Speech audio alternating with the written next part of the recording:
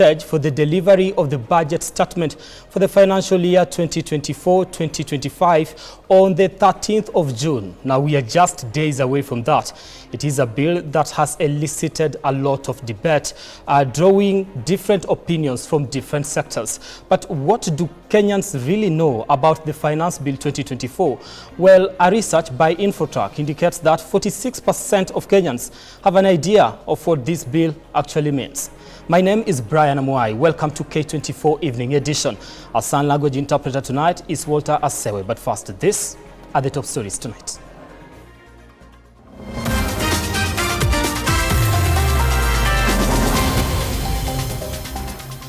No school is closing down because the 50% capitation has been given to each and every secondary school and all our primary schools.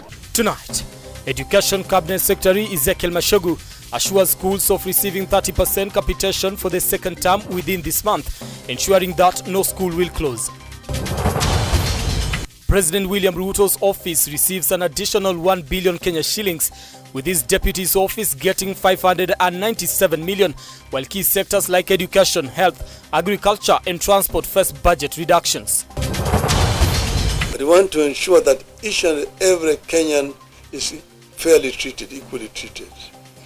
And that's why we're saying, you agree with this phrase that is one man, one vote, one shilling. Also tonight, Azimio leader Raila Odinga endorses the one man, one vote, one shilling model, clarifying its misunderstood essence by a large section of Kenyans.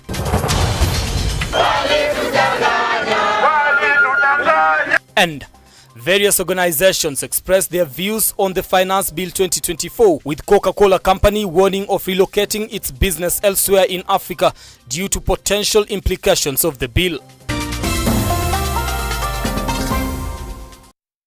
Now engage us on our socials at K24 TV, at Amoy Brian, that is on X. We are also live on Facebook. We do welcome your feedback. We'll be sampling some of it as we continue with the program tonight. Let's begin. Now, the Orange Party, through its leader Raila Odinga, is the latest to join the one man, one vote, one shilling debate bandwagon.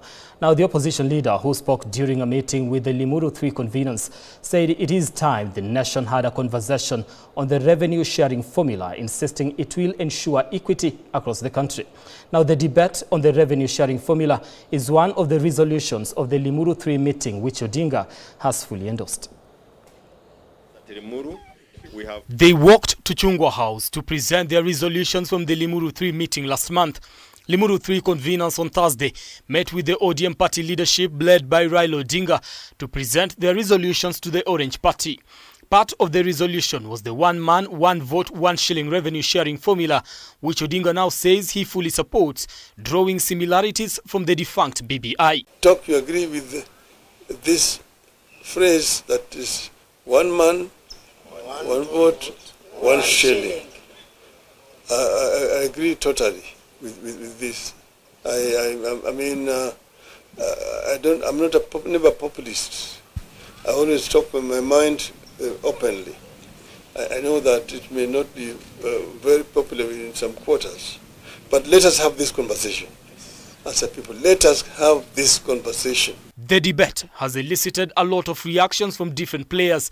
Odinga, however, says the formula seeks to ensure each region gets its fair share of the national cake. In the devolution, we talked about equity in sharing of resources in our country. Not equality. Equity in sharing of resources in our country. That means you actually take count of the numbers of the people where they are, because the services are primarily first and foremost to the people. Odinga argues that devolution is about the equitable sharing of resources, which means considering the number of people living in an area. The former Prime Minister now says the idea has been misrepresented.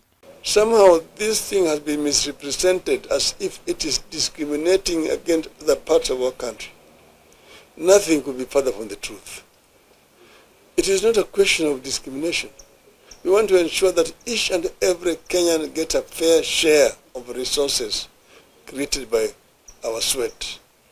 This is what it is. It cannot be right that some children should get more money as bursary than other children in other parts of the country. It is a proposal that has sparked a heated debate across the political divide, pitting Deputy President Rigathi Gachagua against President William Ruto's allies, who have labelled him ethnically biased. He is seen the light. His soul was now become a Paul.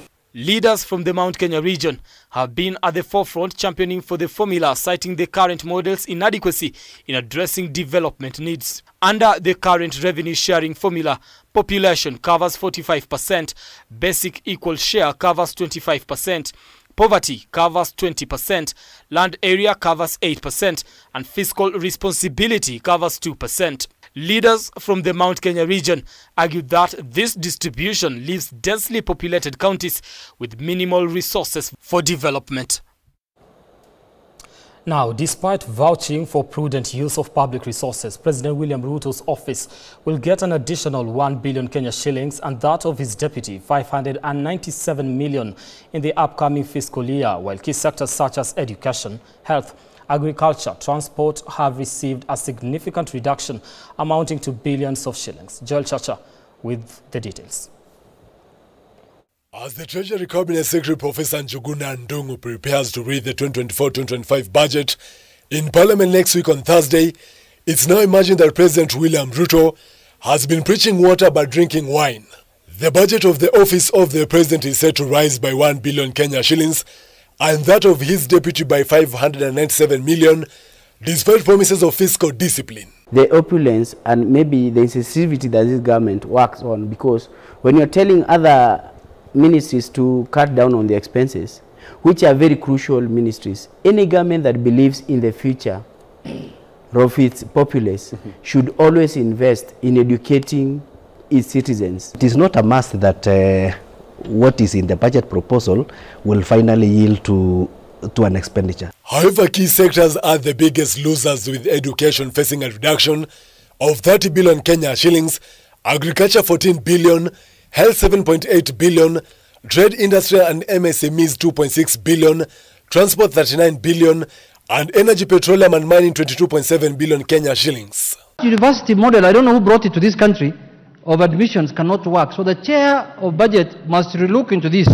and see if this State Department can get more money if our children are to go to university properly. We expect that the volume and the numbers of the learners that are going to flock to TVETs are going to be overwhelming. And therefore, I would appeal to the chairperson in charge of BSc committee to consider adding more money to TVETs. If you compare the money for TVETs in the previous years as now, you'll see it's an upward trend. And I want also to assure them close to 700 billion Kenya shillings in this current budget is going to the education sector.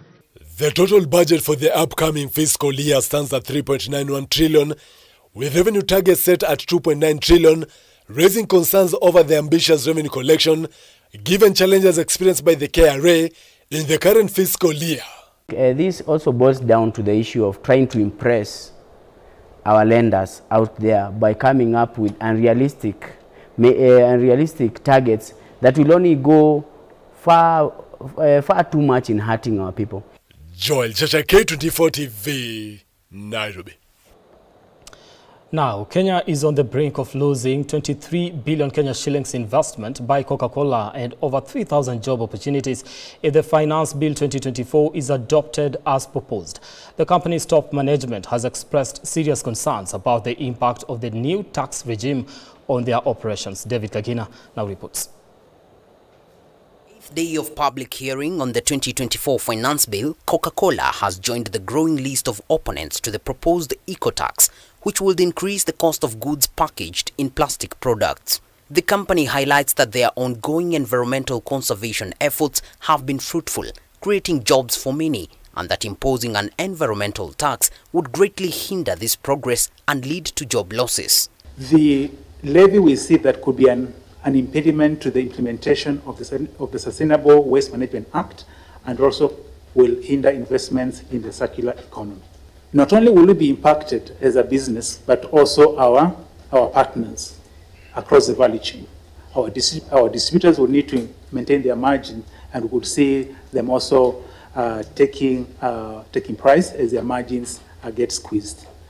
We talk about the impact on FDI, the foreign direct investments, because with this, then we know that you increase prices, then your volumes or your sales will decline, which may not be the right place where we want to invest into this country. Coca-Cola's management warns that the proposed tax could make their products cheaper in neighboring countries, leading to a market shift that could benefit those countries at Kenya's expense. This could force Kenya to rely on imports for products it currently produces. This levy will increase the cost of doing business. We are seeing the cost of packaging for CSDs or carbonated soft drinks to the tune of 80%. And for the water, the carrying gate that is in front of me here, the cost will increase by 53%. One point I would like to raise here is that the levy, again, taking the point of carrying gate here, is at 150. The resin that we buy to produce this bottle here will cost us 120. So the levy itself is actually more than the cost of the resin. This comes just weeks after their company announced a major investment plan while hosting President Ruto at their headquarters in Atlanta. Coca-Cola had declared the intention to invest $23 billion over the next 5 years to boost production in Kenya, which was expected to create more jobs and inject more money into the Kenyan economy. Coca-Cola currently generates about 10,000 jobs in the region, both directly and indirectly. For the last 20 years, we've made over 595 changes, administrative and others, in tax policy. When we look at our spend, Chair, 82% on what is spent on our beverages goes back to this country. So for every shilling that is spent, 82 cents is added value to this economy. I guess when reality is you invest what you make. So if the reality on the ground is changed by macros, then you consider how much. David Kagina, K24, Nairobi. Thank you, Kagina, for that report. Away from that, the latest survey conducted by Infotrack between May 23rd to 29th has revealed that 87% of Kenyans have rejected VAT on bread as proposed in the Finance Bill 2024-2025, with 63% of Kenyans feeling the country is headed towards the wrong direction due to the high unemployment rates coupled with high taxation. Bentura Komboka with that report. As the finance bill continues its public participation phase, 63% of Kenyans have expressed their dissatisfaction with the trajectory the country is taking, mainly attributing it to the high cost of living. The cost of living, like we had seen, it was attributed to the reason the country is headed in the wrong direction. It still pops up as the key issue of concern, the leading, that is, amongst Kenyans. This is one of the leading reasons or one of the leading issue that they want to be addressed as a matter of urgency, followed by unemployment, 30%. In the previous slide, you saw unemployment was playing at 27% as one reason why the disgruntled Kenyans feel the country is not headed in the right direction. And infrastructure in general, 22%, but of course in specific roads. According to a report released earlier today by Infotrack, over 80% of Kenyans have rejected the proposed VAT on bread, 16% VAT on mobile transactions, and introduction of 2.5% motor vehicle tax. The survey, conducted between May 23rd to 29th, also highlighted that 46% of Kenyans are unaware of the finance bill, 77% of the respondents perceiving that the bill will not have a significant impact on the economy, while 13% believing otherwise. Other proposed taxes rejected by Kenyans include additional levy on unfriendly products and proposal to exempt the disclosure of personal data to the Kenya Revenue Authority (KRA). If implemented, the cost of bread is expected to rise by approximately 10 shillings for 400-gram loaf, with the average cost increasing from around 60 shillings to 75 shillings. We will share these slides with you. Bentura Komboka, K24, Nairobi. All right, that story by Bentura Komboka takes us to our first break here on K24 Evening Edition. I see Jafet Mbui says, following from Kabila La Vijana, thank you so much for tuning in. We are taking a break. We'll be back in a few.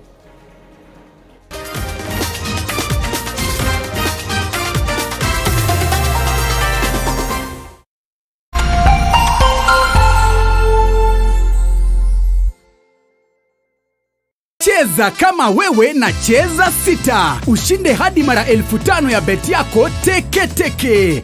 Yes, and it's that simple. Dial *675#, cheza na 6 numbers kati ya 1 hadi 6.